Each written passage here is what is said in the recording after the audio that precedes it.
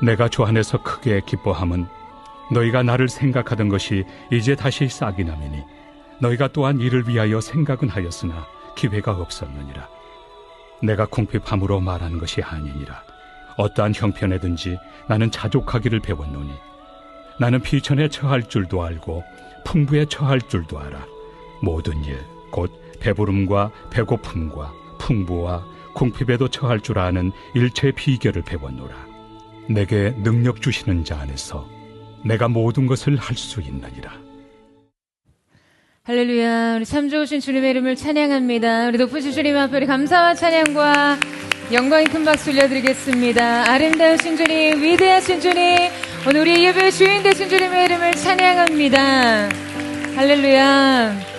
우리 하나님의 은혜 가운데 한 몸이를 우리 포대의 성도들을 한번 이렇게 바라보시면서 우리 아름다운 미소와 함께 또 영상으로 예배하는 식구들을 향해서 우리 따뜻한 사랑과 격려와 축복의 박수를 보내도록 하겠습니다.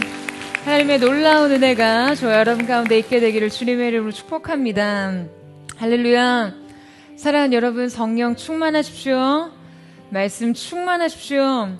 오늘도 우리가 함께 영적인 심호흡을 나눴으면 좋겠는데요. 이 호흡이 여러분의 일상의 매 순간 여러분의 영혼육을 새롭게 하는 영적인 선순환이 되기를 축복합니다. 이제는 한번 깊이 호흡을 들여 마시면서요, 주님의 사랑을 우리의 영혼육 가운데 깊이 받아들이고 그 사랑의 힘으로 우리 안에는 모든 두려움과 염려와 근심을 몰아내는 것이죠. 다시 한번 주님의 보혈을 우리의 영혼육에 깊이 받아들이고 그 보혈의 능력으로 우리의 모든 연약함과 교만과 악함과 모든 질병과 인생의 모든 슬픔을 몰아내는 것입니다. 오늘 이 시간에 정말 오늘 우리가 함께 드리는 이 예배가 우리의 영혼의 새로운 호흡이 될 뿐만 아니라 수고하고 짐진 우리의 인생에 무거운 멍에를 끊어뜨리는 영적인 자유를 주는 귀한 은혜의 시간 되기를 주님의 이름으로 축복합니다. 우리 옆에 사람에게 이렇게 한번 인사하셨으면 좋겠는데요. 하나님께서 새 일을 행하실 것입니다. 이렇게 축복하시겠어요? 네, 그 모든 은혜가 저와 여러분 가운데 있게 되기를 축원합니다. 이 조코 윌링크라는 동기부여 연설가이자 작가가 있는데요. 그는 미 해군 특수부대인 네이비실에서 20년간 복무를 했고요. 이라크 전쟁에 참전을 해서 가장 위험한 지역인 이 라마디에서 수많은 작전을 성공으로 이끌어 은성 훈장을 받기도 했습니다.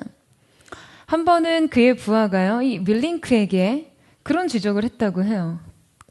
이 부하 대원은 중대한 문제들이 발생할 때마다 늘 상관인 그에게로 가서 보고를 합니다. 보스, 문제가 생겼습니다. 사태가 매우 심각합니다. 그런데 그때 그는 그 부하를 쳐다보며 말합니다. 굿. 어느 날 부하가 문제를 보고하러 와서 이야기를 했어요. 이미 무슨 말씀을 하실지 알고 있습니다. 또 굿이라고 말씀하실 거지 않습니까? 항상 일이 잘못되어 갈 때 저를 보고 굿이라고 하십니다. 그때 윌링크가요, 이렇게 말했어요. 그게 내 진심이라고요. 그게 내가 살아가는 방식이다 라고요. 여러분, 어떠한 문제가 생겼을 때 그것으로부터 얻는 좋은 것이 있다라는 것이죠. 임무가 취소되었나? 굿! 다른 임무에 집중할 수 있게 된 거야. 승진하지 못했나? 굿! 발전할 시간이 더 생긴 거야. 투자받지 못했나? 원하는 직업을 얻지 못했나? 예상치 못한 일이 발생했나? 굿! 해결책을 찾을 기회가 온 거야. 굿! 그 문제들을 통해 배우게 된 거야. 그러면서 그가 말해요. 안 좋은 상황을 찾아왔을 때 낙담하거나 당황하거나 좌절하지 말라고요. 그냥 그 문제를 마주보고 말하라고요. 굿. 현실을 받아들이고 해결책에 집중하는 것이죠. 실패와 좌절을 받아들이고 문제로부터 배우고 어떠한 상황 속에서도 견딜 수 있는 힘을 키우는 것이죠. 계속해서 전진하는 것이에요. 여러분, 옛 격언에 잘못된 상황 때문에 망하는 사람은 없으나 잘못된 대응으로 망하는 사람은 많다는 말처럼요. 상황에 핑계대지 말고 우리의 삶을 망하게 하는 잘못된 태도와 대응을 버리고 합력하여 선이 되는 그 결과를 얻기까지 믿음의 공식으로 우리에게 주어진 그 모든 삶의 도전에 응전하는 것이죠. 여러분, 아멘이세요? 제가 최근 설교 시간에 이 네이비실 훈련폼을 자주 이렇게 언급하게 되는데요. 아무래도 이 한국교회 성도들 가운데 그래도 포드 성도들은 특수부대 정도는 되어야 하지 않냐라는 생각을 해서 자꾸 그렇게 되는 것 같아요. 포드 아미 뭐 이런 거 조직해서 이제 유격 훈련으로 산기도 가서 여러분 나무 뿌리 정도는 하나 뽑고 아멘이세요?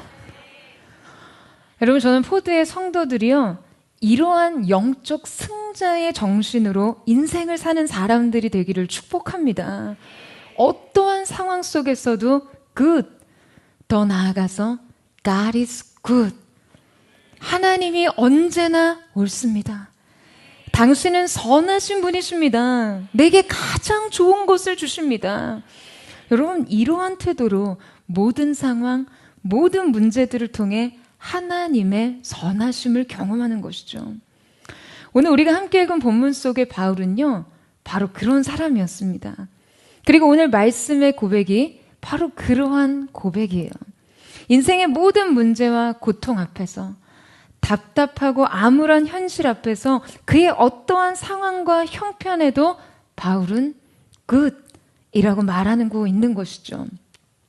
바울은 빌립보 성도들에게 전한 이 편지를 통해 오늘을 살아가는 우리에게도 도전합니다.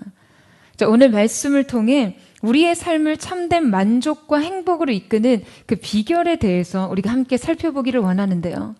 자, 오늘의 본문은 옥중 서신인 빌립보서, 즉 바울이 로마의 감옥에서 빌립보 성도들에게 보냈던 목회 서신입니다. 여러분, 당시 바울이 처해 있었던 환경은요, 감옥이었어요. 감옥에 투옥된 상황이었어요. 바울은 24시간 사슬에 묶인 채 간수들의 감시를 받고 있었습니다. 그러니까 오랜 시간 전도 여행으로 지친 그의 몸과 수없이 반복되는 고문과 매질에 아마 온몸은 성한 곳이 없었을 거예요. 1차 선교 여행 때는요, 돌에 맞아서 실신한 그를 사람들이 성 밖에 내다버립니다. 그가 죽은 줄 알았다고 할 만큼 그의 몸은 감당하기 힘든 혹독한 고통을 견뎌야 했어요. 겨울이 되면 그는 차디찬 감옥 안에서 추위에 떨어야 했습니다. 얼마 되지도 않는 그 식사로 허기진 배를 채우며 방문객이 없는 곳에서 외로움과 고독을 견뎌야 했어요.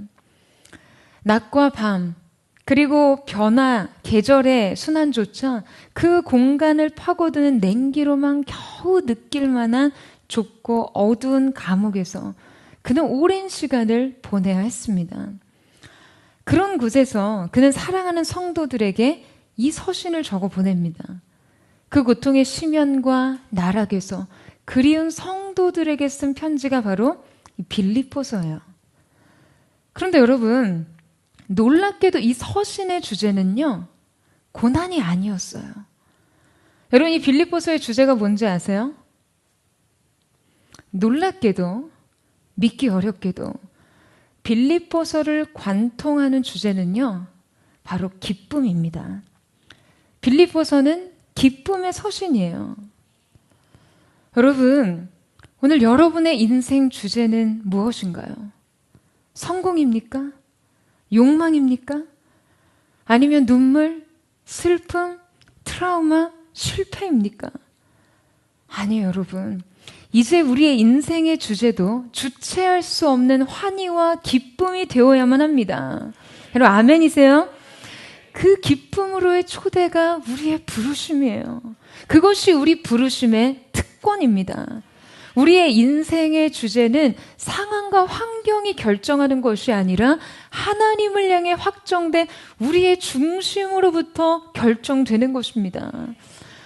자, 이제 여러분의 인생의 이야기를 새로운 주제로 써내려가기 위해서 바울이 우리에게 가르치고 있는 이 일체의 비결을 함께 배우기를 원하는데요. 자, 우리 10절 말씀을 같이 한번 읽어보도록 하겠습니다. 10절 말씀 시작. 내가 주 안에서 크게 기뻐함은 너희가 나를 생각하던 것이 이제 다시 싹이 나미니 너희가 또한 이를 위하여 생각은 하였으나 기회가 없었느니라. 자, 여러분, 당시 상황은요, 말할 수 없는 궁핍과 비천에 처해 있던 이 노년의 복음 전도자 바울에게 빌립보 성도들이 헌금을 보내줍니다. 에바브로디도 편으로 이 헌금을 전해받은 이 바울은요, 크게 이 사실을 기뻐하는데요. 단지 그 물질로 인해서 극심한 궁핍으로부터 벗어날 수 있었던 것 때문만이 아닌 지금 그를 향한 이 성도들의 지속적인 사랑과 관심에 굉장히 큰 기쁨을 느꼈던 것이죠. 복음의 진보를 위해서 헌신과 사랑을 표시한 빌립보 성도들을 향해서요. 이 빌립보 성도들은 바울이 어려움에 처할 때마다 그를 물질로 섬기던 사람들이었는데요. 그런데 바울이 당시 로마 감옥에 갇힌 후에는 아주 오랜 시간 동안 여러 가지 상황들 때문에 그 사랑과 후원이 전해질 수가 없었어요. 그러니까 오랫동안 바울은 성도들의 관심이 전해지지 않는 곳에 홀로 방치되어 있었습니다. 여러분, 그 그리움과 고독을 어떻게 설명할 수 있겠어요? 그 극심한 고난과 극단적인 궁핍 속에서 그의 마음의 그리움은요, 서운함과 원망으로 퇴색되어 갈 수도 있지 않았을까요? 여러분, 우리도 이해할 수 없는 상황이 계속해서 반복적으로 지속되다 보면 견딜 수 없는 서러움을 느낍니다. 이 서러움은요, 사람을 아주 무기력하게 만드는 감정이에요. 바울도 굉장히 서러웠을 거예요. 그런데 그 서러움을 자신에게 이입하지 않고 그는 자신의 고립된 상황에 대해 이렇게 말할 뿐입니다. 기회가 없었느니라. 여러분, 저는 이 바울의 고백에서요, 그가 자신이 처한 상황을 해석하는 매우 성숙한 관점을 느낄 수가 있었어요. 그는 지금 자신에게 처한 인생의 문제를요, 기회의 궁핍으로 바라보고 있었어요. 어떤 성도들의 관심과 사랑이 부족해서가 아니라 기회가 부족했다고 여기는 것이죠. 여러분, 이것은 자신에게 차단된 기회마저도 하나님의 섭리 안에서 해석하고 있기 때문이었어요. 그는 하나님의 주권적인 섭리를 참을성 있게 확신하고 있었습니다. 여러분, 하나님께서는요, 지금 바울에게 공급될 것을 선택적으로 차단하고 계셨어요. 그렇다면 아무것도 그에게 닿을 수 없던 그 고립된 상황 속에서 가장 극대화된 것은 여러분 무엇이었을까요? 오직 예수 그리스도뿐이었어요. 여러분, 주위를 둘러봐도 아무도 없었어요. 그러니까 무엇이 보입니까? 십자가만 보입니다. 그의 마음을 만져줄 그 어떤 위로도 그에게 다가오지 않았어요. 그때 그는요, 십자가와 밀착합니다. 그리고 바로 그때 경험한 거예요. 그 nothing이 everything이 되는 순간을 말이죠. 그 어떤 것도, 그 어느 누구도, 그 무엇이 될 수 없는 그 순간, 모든 것을 채우시는 그리스도의 사랑 말이에요. 그리스도의 사랑이 강권하시도다. 여러분, 바울은 완벽한 충족을 경험합니다. 그리고 이 조건만 채워진다면 인생의 그 어떤 결핍들이 자신에게 아무런 영향을 줄 수 없다는 것조차 배우게 되었어요. 여러분, 바울은 오늘 본문에서 2번이나 배웠다라는 것을 강조하는데요. 그러니까 이것은 어떠한 천성이나 타고난 성격이 아니라 영적인 학습에서 비롯되었다는 것을 지금 강조하고 있는 것이죠. 자, 그때 드리는 고백이 바로 이것입니다. 우리 11절에서 12절 말씀을 같이 한번 읽겠습니다. 시작. 내가 궁핍함으로 이런 말을 하는 것이 아닙니다. 나는 어떤 처지에 있든지 자족하는 법을 배웠습니다. 나는 궁핍에 처할 줄도 알고 풍부에 처할 줄도 압니다. 나는 배부르든 배고프든 풍족하든 궁핍하든 모든 형편에 처하는 비결을 배웠습니다. 자, 여러분, 여기서 자족하다라고 번역된 헬라어 아우타르케이아는요, 그 당시 헬라 철학에서 가장 중요한 중심 주제였습니다. 그러니까 자족이라는 것은 아무것도 필요하지 않는, 그냥 그 자체로 완전하고 평온한 자족의 상태를 의미하는데요. 그러니까 완벽한 만족의 상태라는 거죠. 그러니까 여러분도 바울이 누렸던 이 자족, 마치 젖된 갓난아이의 상태와 같이 그리스도 안에서 누리는 영적인 만족, 이 정서적 풍요, 감정의 충족, 이 인생의 비밀. 여러분, 이 자족의 비결을 배우고 싶지 않으세요? 여러분, 우리가 자족의 비결을 배우기 위해서 먼저 그리스도 안에서 누리는 이 만족의 상태를 방해하는 몇 가지 요소를 함께 분별하고 차단하기를 원하는데요. 참된 만족을 방해하는 것을 차단하기 위한 방법 첫 번째는 필요와 욕구를 분별하라입니다. 여러분, 바울은 지금 선명하게 대비되는 상황들을 거듭 나열하면서 그 극단적인 상황에도 초연하게 유지될 수 있는 궁극의 상태에 대해서 이야기합니다. 대부분 우리는요, 이 바울이 열거한 상황 중에 어떤 풍부한 상태에 대해서는 쉽게 납득할 수 있지만 비천에 처하고 궁핍한 상황에서의 만족은 도달하기 어려운 것이라고 생각하기 쉽습니다. 그런데 여러분, 사실 이 2가지 상황 모두요, 내적 만족에 도달하기란 쉬운 일이 아니에요. 여러분, 인간이 풍부에 처한다고 반드시 만족을 느끼지는 않습니다. 알랭드 보통의 이 불안이라는 책을 보면요, 부에 관한 장자크 루소의 명제를 다루고 있는데요. 이 루소의 이야기에 따르면 부는 많은 것을 소유하는 것과는 관계가 없다라고 이야기를 합니다. 불안, 단순히 많은 것을 소유하는 것이 아니라 우리가 갈망하는 것을 소유하는 것이라는 거죠. 그래서 부는 절대적인 것이 아닙니다.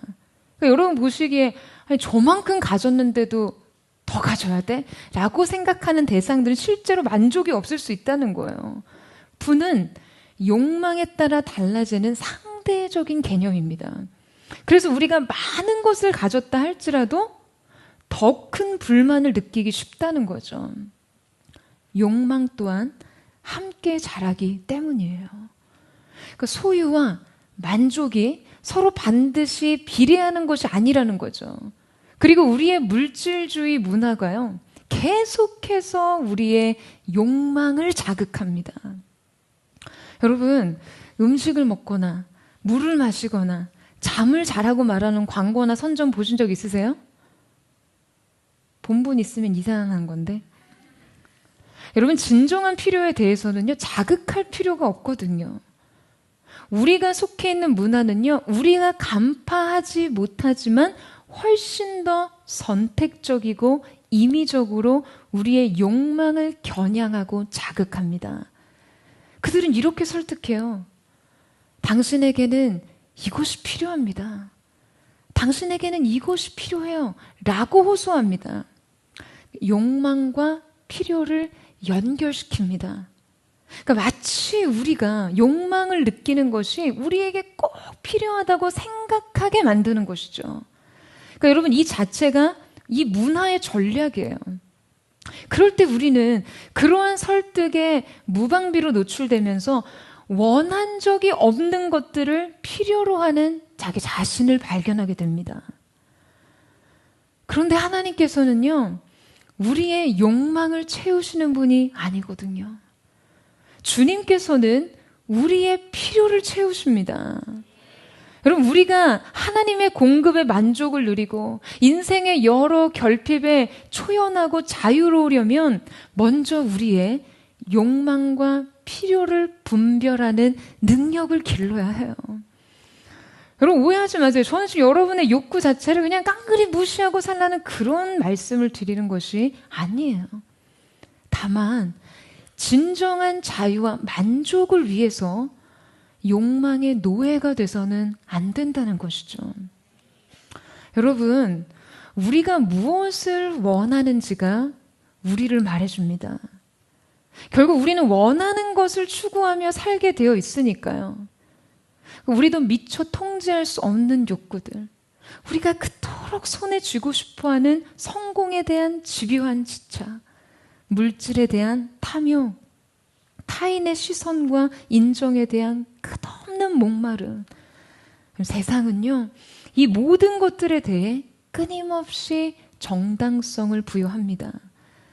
그리고 그렇게 원하는 것들을 손에 쥐기 위해 그냥 여러분이 맹목적으로 질주하도록 우리의 본능을 자극해요. 사랑하는 여러분, 저는 이 모든 것을 사로잡아 그리스도 예수 앞에 드리기를 사모합니다. 이 시대의 모든 갈망의 대상이 예수 그리스도가 될 수 있도록요. 여러분, 하나님께서 우리에게 항복을 요구하시며 인생에 넘어설 수 없는 벽을 세우시기 전에 우리가 이 시간 주님 앞에 먼저 소멸하는 불을 구하기를 사모합니다. 우리의 영혼의 진정한 필요 위에 그 인생을 어지럽히는 수많은 욕구들 끝내 채워줄 수 없어서 결국엔 그 허기가 곧 영혼의 죽음이 되는 그 우리의 욕망들을 주님의 소멸하시는 불로, 정연케 하시는 불로 모두 태우시기를 축원합니다. 여러분, 이 사랑의 불에 대해 두려워하지 마세요. 이 불은 오직 우리의 영혼에 필요한 것들, 우리의 영혼에 해를 끼칠 가능성을 모두 소멸하는 불입니다. 저는 오늘 이 시간 하나님의 그 소멸하시는 불, 정령케 하시는 성령의 불이 우리 가운데 임함으로 우리의 마음의 거룩과 정결함이 재창조되기를 주님의 이름으로 축원합니다. 그로 인해 인생에 불필요한 우리를 혼란과 어지럽히는 수많은 인생의 욕망들을 사르시고 순전한 마음의 중심만이 주님 앞에 드려질 수 있게 되는 참된 만족, 참된 은혜만이 우리 가운데 있게 되기를 주님의 이름으로 축복합니다. 영혼의 만족을 방해하는 것을 차단하기 위한 방법 두 번째는요, 바로 자기 반성에 집착을 버리라입니다. 여러분, 우리는 만족이 결국 이 내적인 결정이라는 것을 오늘 말씀을 통해 배우고 있어요. 그런데 수많은 크리스천들이 이 내적인 만족에 크게 실패하는 이유가 바로 이 자기 반성에 대한 집착 때문입니다. 여러분, 반성이 좋은 것일까요? 나쁜 것입니까? 유익한 것일까요? 해로운 것일까요? 뭔가 헷갈리세요? 그럼 반성은 좋은 것이죠. 자신을 점검하고 돌아보는 일은요, 우리 영혼에 유익한 것입니다. 그런데 우리의 영혼의 시선이 오로지 자기 반성에 고정된 나머지 결과적으로 우리의 시선 전면에 그리스도가 아닌 자아가 차지하게 될 때, 여러분, 이것은요, 영혼에 반드시 독이 됩니다. 여러분, 그렇다면 참다운 자기 점검이란 무엇일까요? 우리의 영혼의 유익이 되는 자기 반성 말이에요. 여러분, 성경을 통틀어서 이 자기 점검에 대한 부분을 말씀하신 본문이 딱 두 군데 등장합니다. 고린도전서 11장 28절에 등장하는 자기를 살피고, 그리고 고린도후서 13장 5절에 등장하는 너희는 믿음 안에 있는가를 자신을 시험하라 라고 하신 구절뿐이에요. 근데 이조차도 우리에게 자기 점검에 대한 어떤 병적으로 집착하거나 자기 분석에 몰입하라고 권면하는 말이 아닙니다. 그죠? 너희가 믿음 안에 있는가를 살피라는 것이죠.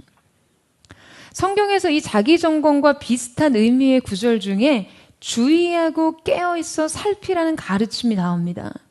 근데 우리가 이 말씀을 주의 깊게 살펴보고 묵상해 보면요, 정확하게 성경이 우리에게 가르치고 있는 초점이 무엇인지를 알 수 있어요. 여러분, 성경은 우리에게 분명 주님의 다시 오심을 대비하여 깨어 있으라고 엄중하게 명령하시는데요. 놀라운 것은 무엇을 향해 깨어 있으라고 말씀하시는지예요. 여러분, 우리가 깨어 있어야 할 것은요, 자신을 향한 것이 아닙니다. 우리가 주시해야 되는 것은요, 오직 주님의 발자국 소리예요. 종 스스로 자신을 살피는 것이 결코 아니라 주인이 오는 것을 살피는 것이죠. 충직한 파수꾼처럼 주인의 귀가를 기다리듯 주님의 발자국 소리와 먼 곳으로부터 다가오는 그 주님의 임재에 민감하게 반응하라는 것이죠. 여러분, 이것은요, 혹독한 자기 검열과 자기 시험과는 전혀 다른 것입니다. 이것은 오직 주님에 대한 열렬한 기다림과 집요한 시선을 의미해요. 정작 주인의 귀환에 대해서는 무신경한 채로 자신의 행실과 성실, 자신의 동기와 업적들에 골몰하는, 여러분, 그 종을 한번 생각해 보세요. 한번 상상해 보세요. 이것이 바로 그리스도를 바라지 않고 자신의 대한 반성에 집착하는 잘못된 습관에 사로잡힌 그리스도인의 모습인 것이죠. 그럼 이것은 무의미한 신앙의 허비입니다. 여러분, 우리의 옛사람은요, 개선하거나 훈련하고자 할 게 아니라 벗어버려야 할 대상입니다. 여러분, 아멘이세요? 자아를 다루는 유일한 방법은 자아와 아예 상종하지 않는 것이에요. 자아를 완전히 잊는 것이죠. 뭔가 아멘 하기에 약간 좀 찝찝하세요? 여러분, 믿음으로 받아들이세요. 자아와 상종하지 않는 것입니다. 자아를 완전히 잊는 것이죠. 여러분, 우리가 자아에 매달리는 한 우리의 집착은요, 결국 두 가지 양상으로 드러납니다. 자기 자신에 대한 무력과 비참함에 허우적거리던지, 자기 만족과 자랑으로 자신에 대한 병적인 만족감에 빠지는 것이에요. 이 자기 반성의 행위조차 스스로 겸손하고 경건한 행위라고 자부하며 만들면서요. 여러분, 하나님께 영광 돌리는 삶이 자기 완성을 통해 이루어지는 것입니까? 여러분, 어떻게 생각하세요? 자신을 끊임없이 단련하고 극기하고 훈련하면 이 자아의 완성을 통해서 주님의 영광을 받으실 수 있을까요? 아니에요, 여러분. 여러분, 이것은요, 아주 기만적인 신앙이에요. 우리가 자신을 완성하면서 주님의 구원을 동시에 받아들일 수는 없습니다. 자아 속에 계속 머물러 있으면서 십자가 앞으로 나아갈 수는 없어요. 자기가 무엇을 잘못하고 있는지 끊임없이 돌이켜 후회하는 행위는요, 여러분, 결국 자기 사랑의 방식이에요. 자신이 잘하고 있는지 끊임없이 확인받고 싶은 그 욕심은요, 그저 자기애에 지나치지 않습니다. 십자가를 통해 주님께서 우리에게 하신 일을 끊임없이 확인하는 것만이 자아와 자신에 대한 사랑과 집착에서 벗어나 하나님 안으로 들어가는 것이죠. 사랑하는 여러분, 믿음의 싸움이라는 것은요, 노력의 싸움이 아니에요. 믿음의 싸움은 신뢰의 싸움입니다. 바라봄의 싸움이에요. 노력과 결실이 믿음이 아닙니다. 그냥 쓰라린 후회와 뉘우침이 믿음이 아니에요. 믿음은 끝없는 바라봄이에요. 우리는 그리스도를 외면하고 우리 자신을 바라볼 것인지, 아니면 우리 자신을 외면하고 그리스도를 바라볼 것인지 오직 한 가지만을 선택해야 합니다. 여러분, 인생의 중심에 여러분 자신을 채우실 거면 그리스도의 십자가는 낭비된 희생입니다. 인생의 사랑과 집착이 오직 여러분 자신이 될 거면 여러분 그리스도의 사랑만큼 비참한 짝사랑이 있을까요? 여러분 모두 주님이 하셨어요. 그분이 하셨습니다. 여러분을 위해 모든 것을 하셨어요. 여러분 이제 우리에게 남은 일은 그분이 우리를 위해 하신 일로 우리의 인생을 채우는 것뿐이에요. 사랑하는 여러분, 나의 행위, 나의 허물, 나의 실수, 나의 공로, 나의 발자취에 집착하지 마세요. 자기 반송에 집착해서 여러분 벗어나십시오. 십자가의 완전한 만을 추구하세요. 우리의 구원을 위해서 그리스도를 한 번 보는 것이 우리 자아를 수백만 번 바라보는 것보다 훨씬 더 가치 있습니다. 내가 아닌 그에게 집중하세요. 저는 오늘 포드의 성도들이 나에게로부터 눈을 들어 우리 주님을 바라봄으로 인생의 참된 만족기와 모든 평안이 충만하게 임하게 되기를 주님의 이름으로 축원합니다. 영혼의 만족을 방해하는 것을 차단하기 위한 방법 세 번째는요, 염려를 버리고 내일은 주께 속하게 하라입니다. 여러분, 우리를 자족하지 못하게 하는 최대의 적은요, 염려입니다. 어니 젤렌스키가 쓴 책에 보면 이런 통계를 소개하고 있어요. 우리가 하는 걱정의 40%는 절대 일어나지 않을 일들에 대한 것이고 30%는 이미 일어났거나 이제 와서 돌이키기에는 너무 늦은 일들에 대한 것이고 22%는 사소한 일들에 대한 것이고 4%는 우리의 힘으로는 도저히 바꿀 수 없는 일에 대한 것이다. 그리고 고작 4%만이 우리가 대처할 수 있는 진짜 사건들에 대한 것이라고 말한다. 여러분, 이 말은요, 그 지금 우리가 하는 모든 걱정과 염려의 일들의 96%는 우리가 제어할 수 없는 일들에 대한 쓸데없는 걱정이라는 이야기가 됩니다. 그리고 사실 우리가 걱정할 만한 4%의 일조차도요, 뭐 우리가 통제할 수 있는 일이라면 여러분 그 역시 쓸데없는 걱정이라는 거죠. 여러분, 우리는 이 부질없는 염려와 걱정거리로 인생의 아름다운 시간을 채우고 살고 있어요. 이것은요, 실체가 없는 고통입니다. 특히나 내일에 대한 염려가 그래요. 제이 아담스는 그의 저서에서 이런 말을 했어요. 내일은 언제나 하나님께 속한 것이다. 아멘이세요? 내일 일을 붙들려고 할 때마다 우리는 그분의 것을 훔치려고 애쓰는 것이다. 죄인들은 자기 것이 아닌 것을 가지고 싶어하고 그러다가 스스로 망치고 만다. 여러분, 저는 여기서 이 내일은 언제나 하나님께 속한 것이다 라는 말에 굉장히 깊이 공감하게 됐어요. 여러분, 하나님께서 우리에게 주신 것은 오직 오늘뿐입니다. 그리고 주님께서는 오늘 우리의 필요가 발생할 때마다 그것을 공급하세요. 여러분, 아멘이세요? 우리가 하나님 안에서 내일 일을 염려하지 않아야 하는 것은요, 너희는 내일 일을 염려하지 말라고 하셨어요. 여러분, 이것은 단지 세상이 쉽게 말하는 잘 될 거야, 그래요, 아무 걱정하지 말아요, 뭐 이런 위로와는 여러분 전혀 다른 거예요. 하나님은 우리에게 내일 우리 삶에 일어난 모든 일에 그냥 순진한 낙관론을 선택하라고 하시는 것이 아닙니다.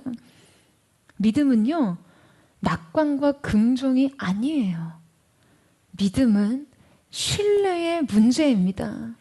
주님께서 오늘 내 삶에 역사하시듯 내일도 일하실 것이라는 그 철저한 믿음, 무엇보다 그분의 사랑과 성품에 기대어 내일을 바라볼 힘이 필요한 것이죠.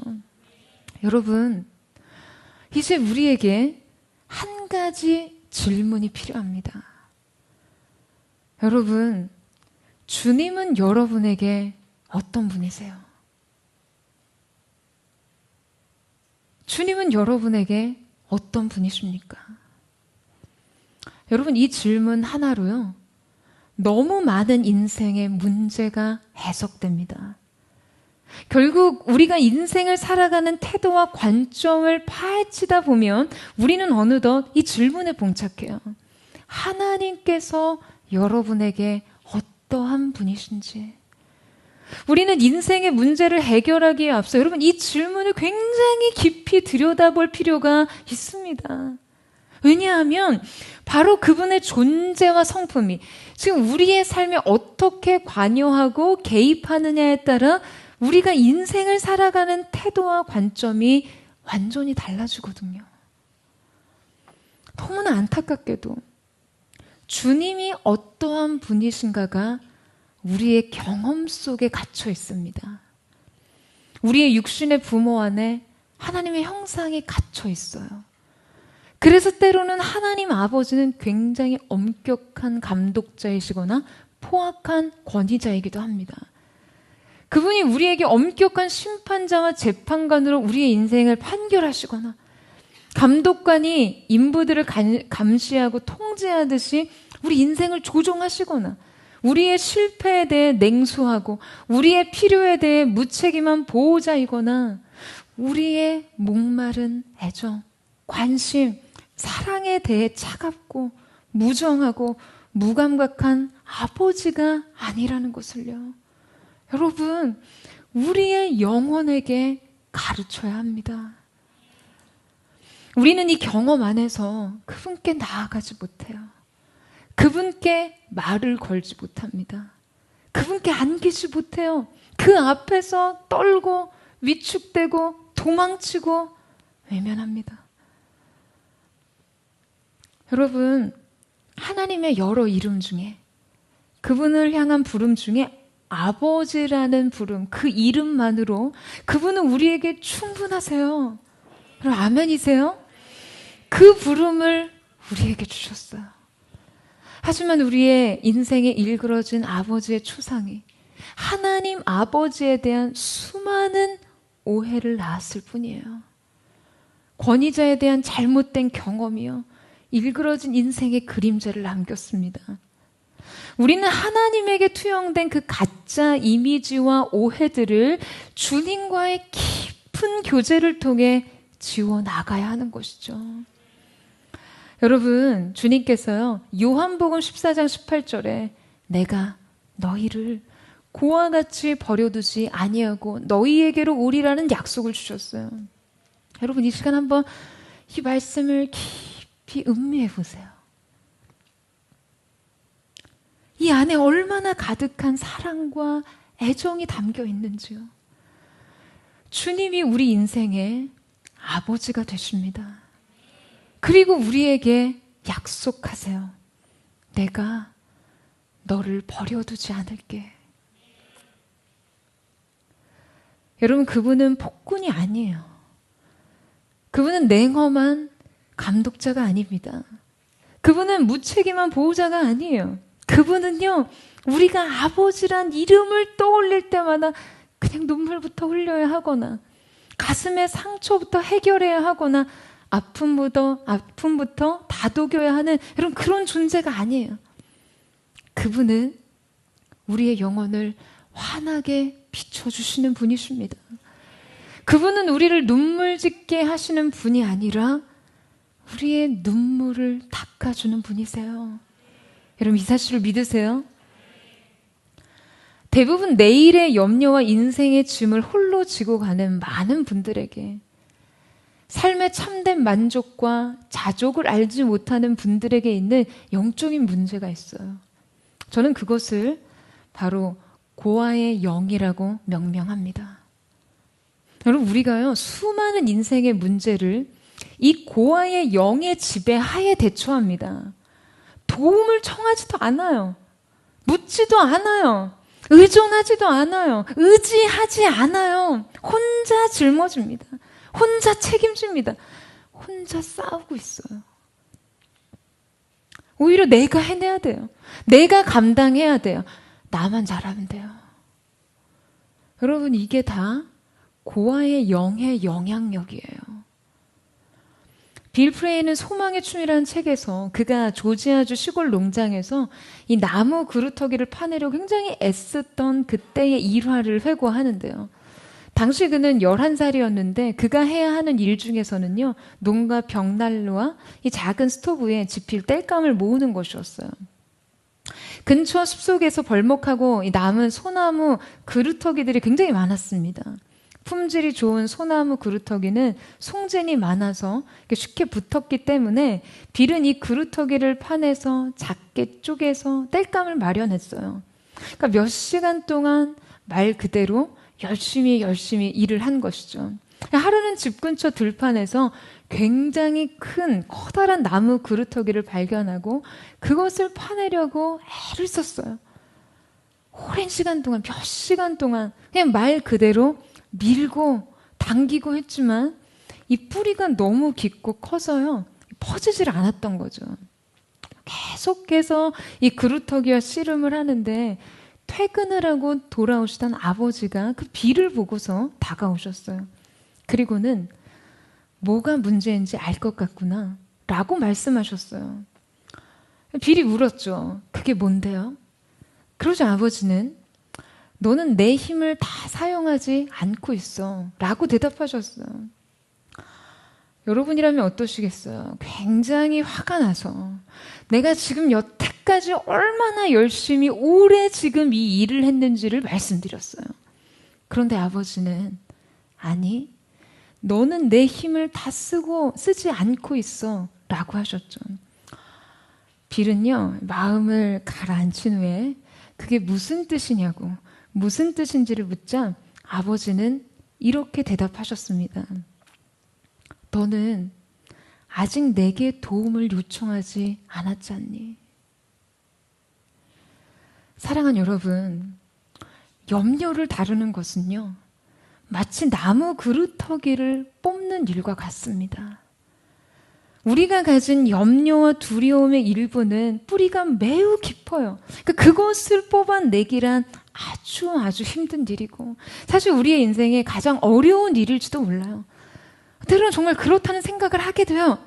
그러나 여러분, 우리가 혼자 그 일을 할 필요가 없습니다. 주님께 도움을 요청하세요. 주님께 도움을 청하면 그분은 기뻐하세요. 사랑하는 자녀에게 그분의 무한한 능력과 사랑을 공급하실 수 있다는 것만으로요, 그분은 기뻐하시는 아버지세요. 여러분, 우리의 힘을 전부 소진하지 않아도 됩니다. 우리는 아버지의 전능하시고 끝이 없는 그 능력 안에서 부족함 없이 모든 것을 할 수 있기 때문이에요. 사랑하는 여러분, 그분의 이름 안에서, 그분의 아버지 되심 안에서 여러분 인생의 염려를 내려놓으세요. 미래에 대한 두려움 여러분 내려놓으세요. 내일은 주님께 속한 것이에요. 여러분, 우리의 내일이 주님께 속했다는 것이 얼마나 우리에게 안정감을 줍니까? 그분의 전능 안에서, 그분의 무한한 사랑과 긍휼 안에서 우리는 내일도 걸어갈 수 있어요. 우리가 내일 일은 비록 알 수 없지만 내일의 주인을 알고 있고, 내일의 주인 되시는 우리의 아버지께서 우리의 인생에 가장 좋은 것으로 채우시는 참 좋으신 분이라는 사실 또한 알고 있습니다. 사랑하는 여러분, 오늘 이 은혜가 여러분에게 자유를 주게 되기를 주님의 이름으로 축원합니다. 이 사실이 여러분의 인생에 참 참된 만족과 안식을 주게 되기를 주님의 이름으로 축원합니다. 여러분, 우리는 이제 인생의 염려와 두려움을 주님에 대한 신뢰 안에서 해결하고 염려 대신 우리의 마음이 올바른 관심으로 향하도록 해야 합니다. 그렇다면 우리가 향해야 할 이 올바른 관심이란 무엇일까요? 자, 우리 마지막으로 13절 말씀을 같이 한번 읽도록 하겠습니다. 시작. 내게 능력 주시는 자 안에서 내가 모든 것을 할 수 있느니라. 아멘. 여러분, 지금 바울이 내게 능력 주시는 자 안에서 모든 것을 할 수 있다는 말은요, 사실 많은 성도들이 굉장히 왜곡시켜서 적용합니다. 마치 우리의 인생에 한계가 없는 어떤 초능력이라도 생긴 듯 그렇게 말해요. 근데 여러분, 이 말씀은 그런 초월적인 능력을 의미하는 것이 아닙니다. 자, 우리 요한복음 15장 5절 말씀 한번 보시겠어요? 우리 요한복음 15장 5절 말씀을 같이 한번 읽어보도록 하겠습니다. 시작. 나는 포도나무요 너희는 가지라. 그가 내 안에 내가 그 안에 거하면 사람이 열매를 많이 맺나니 나를 떠나서는 너희가 아무것도 할 수 없음이라. 여러분, 주님께서는 나를 떠나서는 너희가 아무것도 할 수 없다고 말씀하셨어요. 그러니까 이 말씀은 반대로 나와 함께 할 때 모든 것을 할 수 있다 라는 말씀인 것이죠.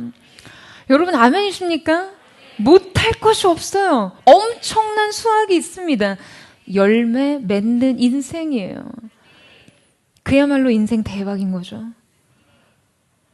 근데 여러분, 많은 사람들이 많은 열매 맺는 인생을 살고 싶어서 이 말씀을 붙잡습니다. 그리고 마치 무슨 합격 비결이나 초능력을 부르는 주문 같은 말씀으로요, 내게 능력 주시는 자 안에서 내가 모든 것을 할 수 있느니라 라고 적용해요. 근데 여러분, 이 믿음은 만사 형통을 부르는 주문 같은 말씀이 아닙니다. 주님 안에서 내가 모든 것을 할 수 있다는 말은요, 진정한 자족을 의미하는 것이에요. 주님 안에 있을 때 그 주님의 능력 안에서 어떠한 환경과 상황 가운데서도 내가 풍부에 처할지라도 비천에 거할지라도 완전하게 적응하고 기쁨으로 대처할 수 있다라는 의미인 것이죠. 아무것도 두려울 이유 없이요. 아무것도 부족할 것 없이요. 대신 하나의 조건이 요구됩니다. 바로 내게 능력 주시는 자 안에서 라는 이 조건이 필요해요. 이 조건이 충족되면 여러분, 모든 것이 가능해집니다. 그래서 여러분, 정작 이 말씀을 대할 때 우리의 진정한 관심은요, 이 연결로 향해야 합니다. 이 시대 너무나 많은 성도들이요, 인생의 모든 관심이 이 능력에 가 있어요. 가지 끝에 가 있어요. 열매에 가 있습니다. 아니요, 여러분. 인생의 본질은 연결에 있습니다. 나무에 접붙임 되어 있는 주님과 나의 연결이요. 생명의 원천, 능력의 원천, 공급의 원천인 주님과의 연결. 그 진정한 사귐 안에서 누리는 진정한 풍요와 만족, 인생의 그 어떤 성공과 능력과 열매보다도 여러분, 이 완전한 관계 안에 있어야 하는 것이죠. 사랑하는 여러분, 여러분의 관심은 어디에 있으세요? 포도나무에 붙어있는 가지와 같은 나의 인생, 여러분의 마음과 여러분의 관심과 열망이 그 가지 끝 열매에 있지 않으세요? 인생의 결과, 인생의 성취, 내가 얻고 누리는 것에 말이에요. 아니에요, 여러분. 인생의 진정한 비밀은 나무에 접붙임된 그 연결에 있습니다. 여러분의 시선을 이 시간 옮기세요. 여러분의 마음을 옮기십시오. 사랑하는 여러분, 진정 모든 것을 가능케 하는 이 비밀을 소유하세요. 주님께 붙어 있으십시오. 그의 안에 거하세요. 그러면 여러분은 더 이상 어떠한 환경의 지배를 받지 않고 상황에 따라 휘청거리거나 풍부에 거하거나 비천에 처할지라도 여러분 인생의 결실하는 자족의 열매를 보게 될 것입니다. 내게 능력 주시는 자 안에서 내가 모든 것을 할 수 있느니라. 저는 이것이 저와 여러분의 마지막 고백이 되기를 주님의 이름으로 축원합니다. 여러분의 인생이 이 시간 우리 주님의 임재와 연결됨으로 여러분의 삶 속에 모든 것에 주님 주시는 충만한 자족의 기쁨, 그래서 여러분의 인생의 새로운 주제가 진정한 만족과 기쁨과 행복이 되기를 주님의 이름으로 축원합니다. 사랑하는 여러분, 아버지 없는 자녀처럼 살지 마세요. 주님께 물으세요. 주님을 의지하세요. 오늘 그분이 여러분과 함께 하실 것입니다. 우리 함께 찬양하며 기도하며 나아갔으면 좋겠습니다. 사랑하는 주님, 오늘 이 시간 우리가 바울의 고백과 같이 우리가 우리 인생의 풍부에 거하든 비천에 처하든 자족할 수 있는 그 일체의 비결을 배우는 영적인 현장이 바로 오늘 이 시간이 되기를 원합니다. 우리의 삶의 모든 현장 속에서 그리스도 예수로 인해 우리의 아버지가 되시는 주님으로 인해 완전한 만족, 그 완전한 참된 안식을 누리는 하나님의 사람들 될 수 있도록 오늘 이 시간 압도적인 우리의 아버지가 되시는 주님의 임재가 각 사람의 영혼 가운데 부어지게 하여 주시옵소서. 주의 사랑을, 주의 선하심을, 주의 은혜를 생각해보라. 하늘보다 더 높으신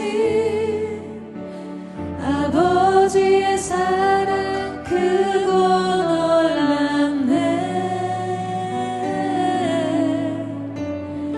아버지 사랑 크고 놀랍네. 주의 사랑을, 주의 선하심, 주의 사랑을, 주의 선하심을, 주의 은혜를, 생각해보라. 하늘보다 더 높으신 아버지의 사랑 크고 놀랍네. 아버지 사랑 크고 놀랍네. 내 역시 그 사랑이 주리, 내 역시 주의 경륜이 주리. 내 영혼을 모든 소원 만족시키 하나님. 주의 사랑을, 주의 선하심을, 주의 은혜를 생각해보라. 하늘보다 더 높으신 아버지의 사랑 크고 놀랍네. 아버지 사랑. 우리 다시 한번 고백하며 주님의 사랑을 바라보며 나아갑니다. 주의 사랑을, 주의 사랑을, 주의 선하심을, 주의 은혜를, 생각해보라. 하늘보다 더 높으신 아버지의 사랑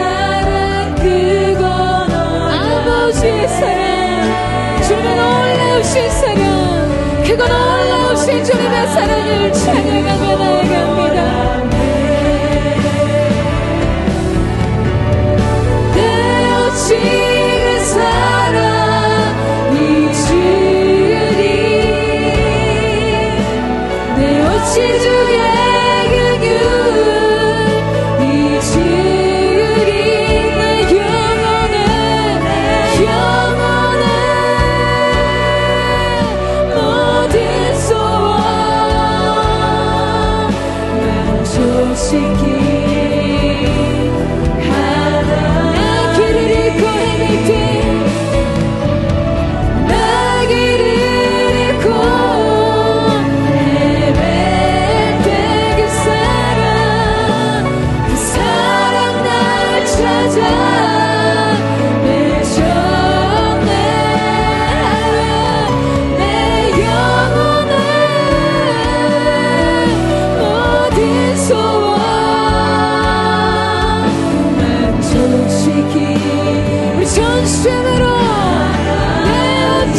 그 사랑이 지려 내 어찌 그 사랑이 주리 내 어찌 주의 그 주리 내 영혼의 모든 소원 만족시키 길을 잃고 행할 때 그 사랑이 나를 붙드시는데 그 놀라우신 은혜를 기억하며 주님 오늘 이 시간 그 사랑의 능력으로 우리를 붙들어 주시옵소서. 찾아 내셨네 내 영혼의 모든 소원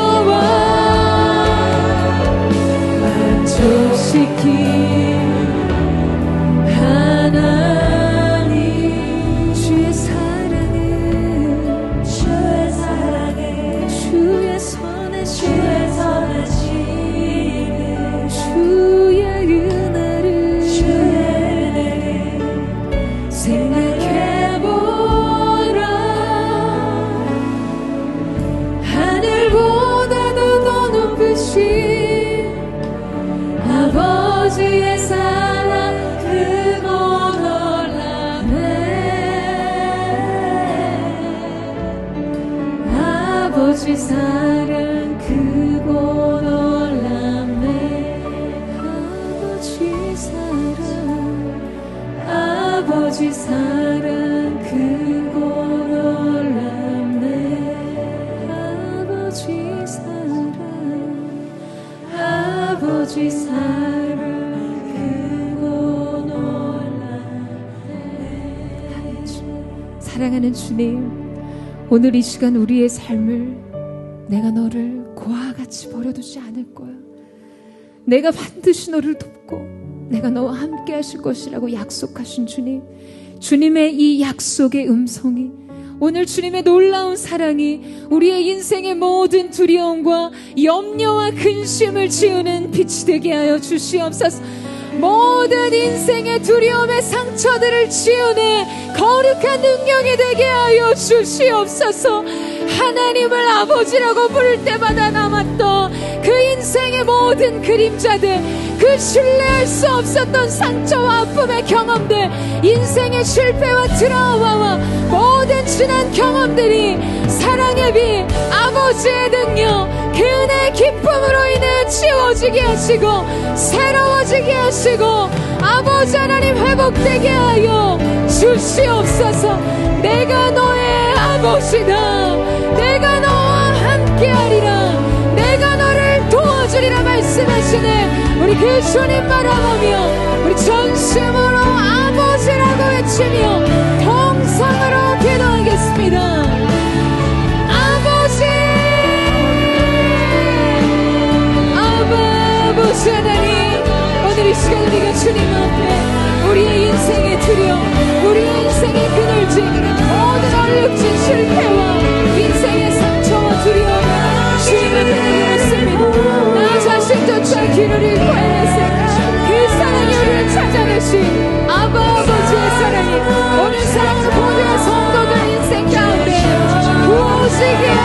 주시옵소서. 우리 영혼 속에 진정한 만족을 주신 주님, 오늘 주님 안에 기름 부으시고 새롭게 하여 주십시오. 하나님의 사람들의 인생을 채우시는 주님의 놀라운 하나의 비밀이 오늘 이 현장 가운데 풀어지게 하셔서 오늘의 이 경험이 인생 전체의 두려움을 지우는 시간 되게 하시고 주님을 바라보는 능력이 될 수 있도록 주여 역사하여 주시옵소서. 하나님의 사람들을 긍휼히 여겨 주시옵소서. 위로의 성령을 얻기를 모아 주시옵소서. 인생의 보호가 무엇인지 알지 홀로 던져진 듯한 인생 속에서 거룩하신 주님, 오늘 이 시간 아버지의 주님께서 함께 하신 모든 것을 만져드리게 은혜를 얻게 하여 주옵소서. 기름 부으십시오. 새로운 회복이 나게 하시고 한 사람 한 사람 주님께서 행하시는 위대한 역사가 나타날 수 있도록 주여 함께 하여 주시옵소서. 모든 소원 아바 아버지 하나님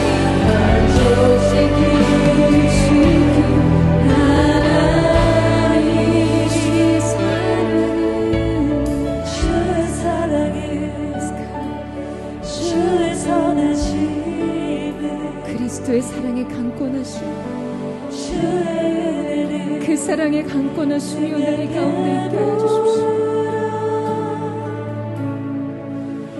하늘보다도 더 높으신 아버지의 사랑 크고 놀랍네.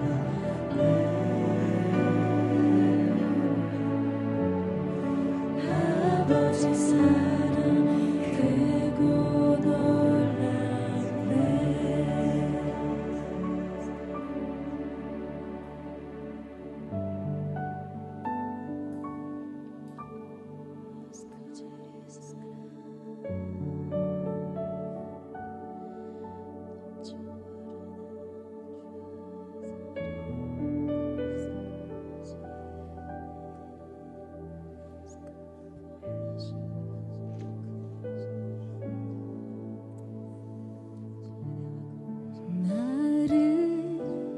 지으신 주님,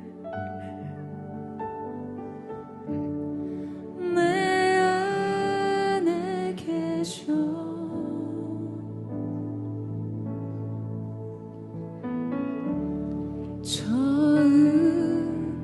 처음부터 내 삶은 그의 손에 있었죠. 그는 내 아버지, 그는 내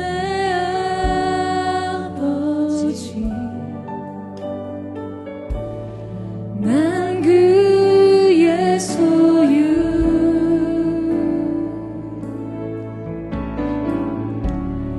내가 어딜 가든지 날 떠나지 않죠.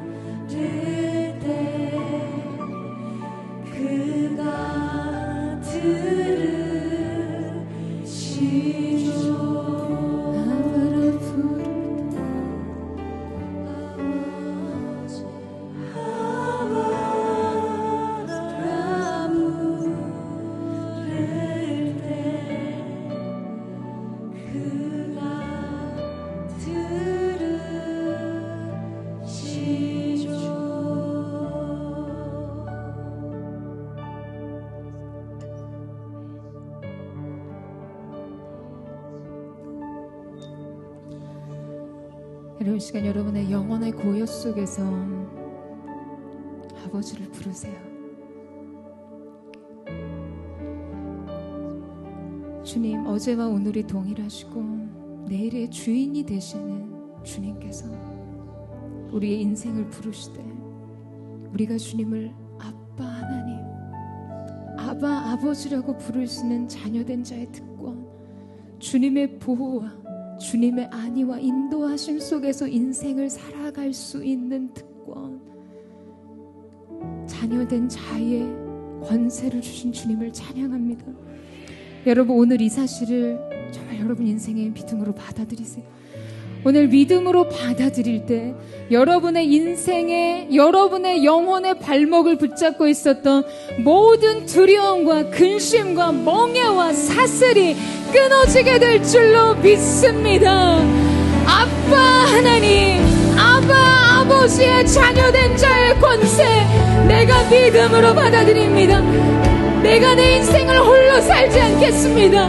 그저 애쓰며 살지 않겠습니다. 주님을 바라보고 주님을 구하고 주님을 의지함으로 주님의 도우심 안에 살아가겠습니다. 자기 반성에 대한 집착을 버리고 십자가의 사랑, 아버지의 사랑이 확증된 십자가를 가슴에 품고 주님, 내가 믿음의 길, 기쁨의 길을 가기를 원합니다. 우리 그 마음 고백하며 전심으로 주의 이름을 부르짖고 합심한 동성으로 기도하겠습니다. 주여,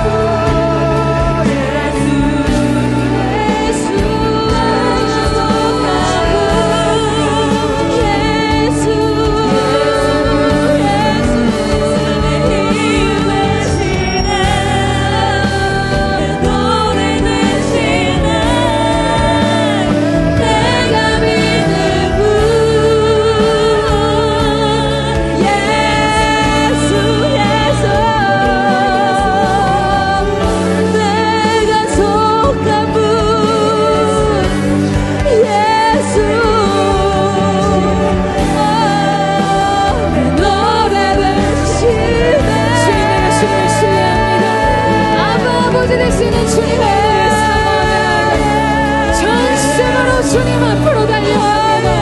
거룩하신 성령님, 기름 부어 주시옵소서. 새 일을 행하여 주시옵소서.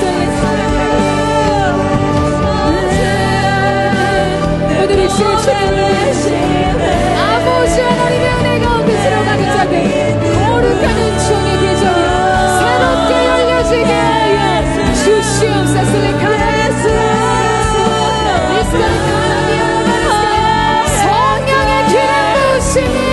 내게 있을지어다.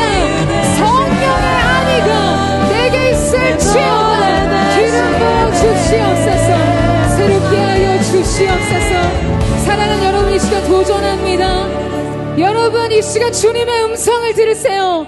너희가 내 안에 거하고 내가 너희 안에 거하면 모든 것을 할 수 있다고 말씀하신 주님 안에, 사랑하는 여러분, 인생의 모든 저주스러웠던 기억과 감정과 모든 연약함이 끊어질 줄로 믿습니다. 오늘 이 시간 성령의 임재를 구하며 나아갑니다. 성령의 기름 부으심, 성령의 은혜, 그와 같은 우리를 버려두시지 않은 하나님의 나라를 꿈꾸게 하시 하나님의 놀라우신 은혜가 오늘 이 가운데 부어지게 하여 주시옵소서. 치유하심의 은혜가 강물같이 흘러갈지어다. 우리 주여 세 번 외치고 성령님 임하여 주옵소서. 우리 합심의 동성으로 기도하겠습니다. 주여,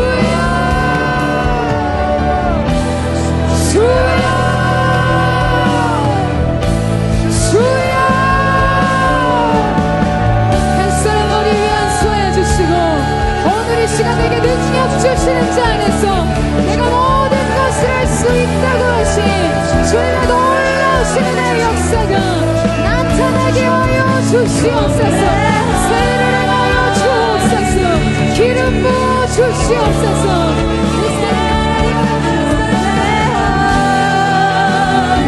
주님의 위에 성령의 기름 부으심으로 말할 수 없는 주님의 음성의 계절이 악성한 가운데 부어지게 하여 주시옵소서. 내가 너를 새롭게 하리라.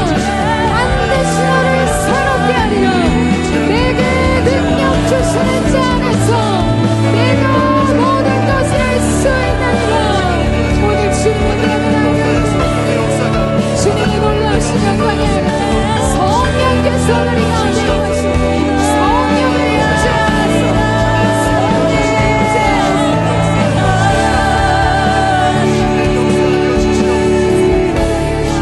주님 역사하여 주십시오. 하나님의 사랑으로 인생을 채우시고 주님의 놀라우신 은혜의 계절 이들 가운데 열려지게 하여 주옵소서.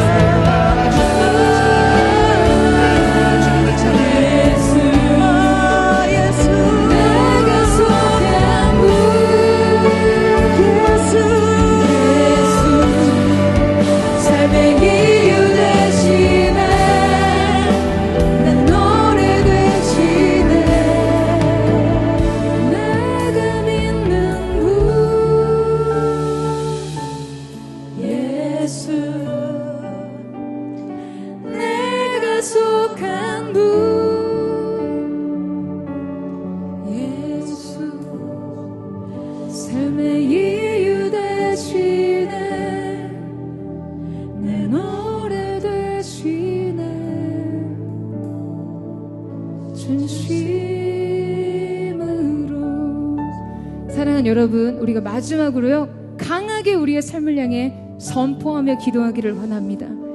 여러분, 이 시간 가난 두려워하지 마세요. 주님이 여러분과 함께 하신다면 언제나 내일의 주인 되신 주님께서 영원토록 여러분의 인생과 영혼을 책임져 주실 줄로 믿습니다. 실패를 두려워하지 말고 연약함을 두려워하지 말고 이 시간 주님 안에서 외치세요. 내게 능력 주시는 자 안에서 내가 모든 것을 할 수 있느니라. 우리 시간 우리의 삶을 향해 선포하며 기도하며 나아가겠습니다. 내게 능력 주시는 자 안에서 내가 모든 것을 할 수 있느니라. 할렐루야. 감사합니다 주님. 오늘 이 시간 우리가 주님 앞에서 주님의 능력으로 인생을 살아보게 하시는 그 놀라우신 은혜, 우리의 능력, 우리의 귀한 바위, 우리의 산성,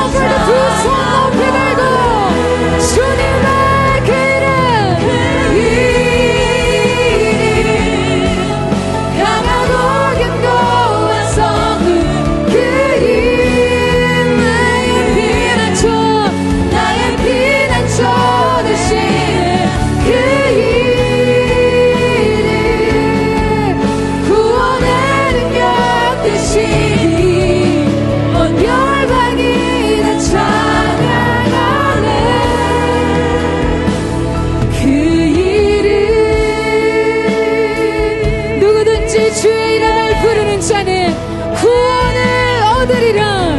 십자가의 예수 그리스도, 그 예수 그리스도로 충분한 삶, 주님으로 충분합니다.